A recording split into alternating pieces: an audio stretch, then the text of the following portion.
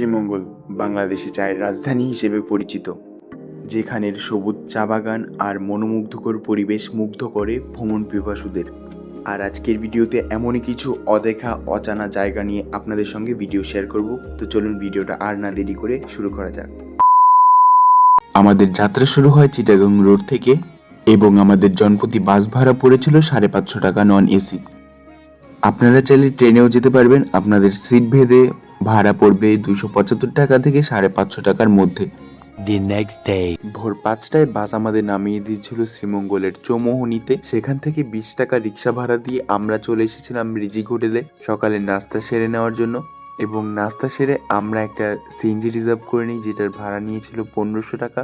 মূলত এই সিএনজিটা দিয়েই আজকে আমরা সারাদিন শ্রীমঙ্গলের বেশ কিছু ট্যুরিস্ট স্পট ঘুরে দেখব।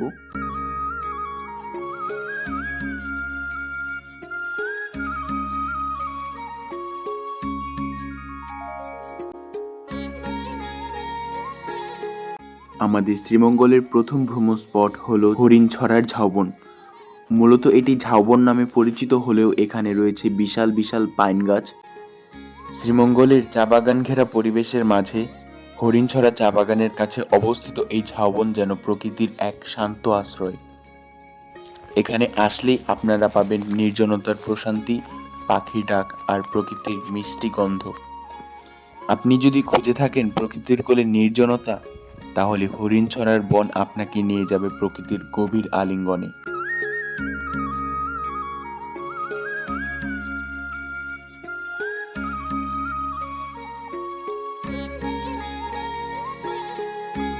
আমাদের সেকেন্ড স্পট হলো হরিণছড়ার গলফ কোর্ট। এটি মূলত এই গলফ কোর্ট পার করেই আমাদের যেতে হয়েছিল ঝাউবন।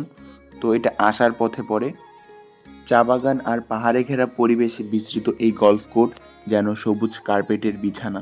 সকালবেলা সূর্যের আলো যখন সবুজ ঘাসের উপর পড়ে, তখন দৃশ্যটা মনে হয় মনোমুগ্ধকর। এখানে আসলে আপনি দেখতে পারবেন চারপাশের চা বাগানের সৌন্দর্য, তার পাশাপাশি পাখির ডাক আর শ্রীমঙ্গলের শান্ত আবহাওয়া।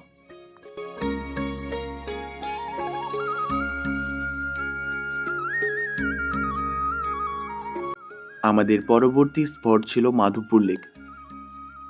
চা বাগান আর পাহাড়ের কোলে লুকিয়ে থাকা এক অপার সৌন্দর্যের নাম হলো মাধবপুর লেক। শ্রীমঙ্গলের চা বাগানের ভিতরে অবস্থিত এই লেক যেন সবুজ প্রকৃতির মাঝে নীল জলরাশির এক অপূর্ব মেলবন্ধন।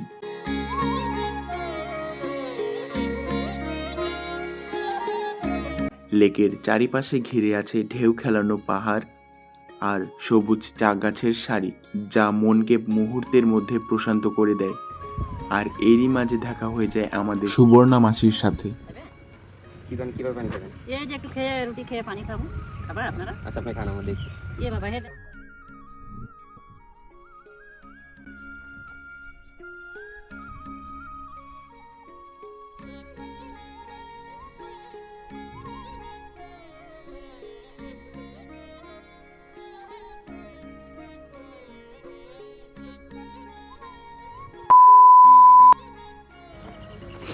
অল্প একটু মুখে দিয়েছিলাম, তাতে আমার এই অবস্থা। তারা কিভাবে খাচ্ছে তারা নিজেরাই জানে। খুবই কষ্টকর।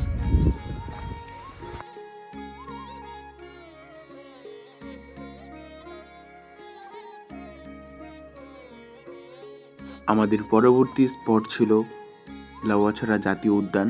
বাংলাদেশের অন্যতম সুন্দর প্রাকৃতিক বনভূমির নাম লাউয়াছড়া জাতীয় উদ্যান।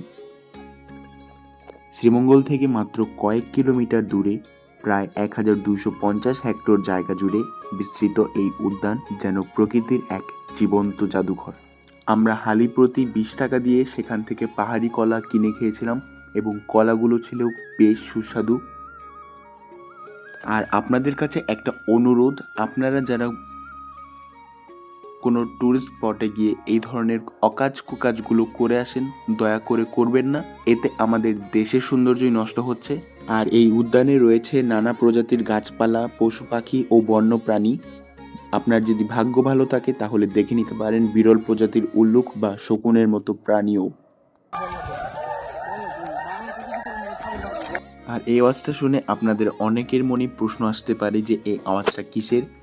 এই আওয়াজটা হলো ডাস্কি লিফ বানর বা আমাদের বাঙালি ভাষায় চশমা বানর। এটা আমি নিজ চোখে দেখেছি, আপনাদের হয়তো ভিডিওতে দেখাতে পারলাম না। অ্যান্ড তারপরে আমরা গিয়েছিলাম সেই বিশ্ববিখ্যাত রেল লাইনে, সেখানে কিছু বেস্ট ফটো তুললাম।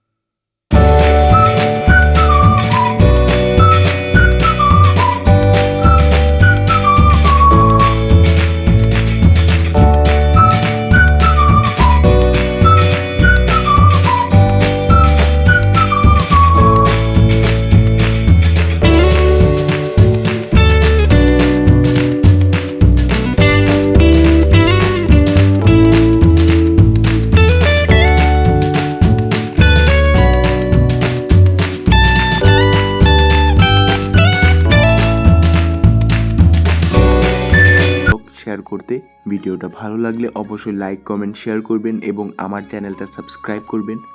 তার পাশাপাশি আমার একটা ফেসবুক পেজও আছে, আমি সেখানেও ভিডিও আপলোড করি, আপনারা চাইলে আমাকে সেখানেও ফলো করতে পারেন। ভিডিওটা দেখার জন্য সকলকে অনেক অনেক অনেক বেশি ধন্যবাদ। বাই।